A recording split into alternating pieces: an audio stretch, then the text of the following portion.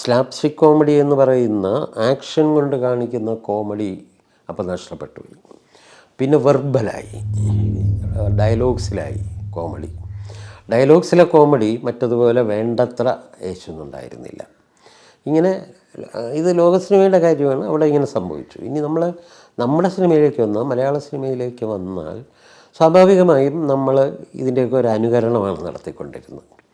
നമ്മൾ ഈ ലോക സിനിമയുടെ കോമഡിയെ അനുകരിക്കുകയായിരുന്നില്ല ചെയ്തത്. നമുക്ക് അതിനെ അനുകരിച്ച് ഹിന്ദിയിൽ വന്ന കോമഡി ചിത്രങ്ങളുണ്ട്.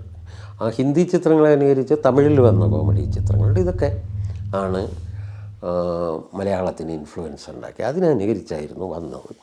അപ്പോൾ അതുകൊണ്ട് തന്നെ ഒരു കാലഘട്ടം നമ്മുടെ കോമഡി എന്ന് പറയുന്നത് സംവിധായകനോ അതിൻ്റെ തിരക്കഥാകൃത്തിനോ യാതൊരു പങ്കുമില്ലാത്ത ഒന്നായിപ്പോയി.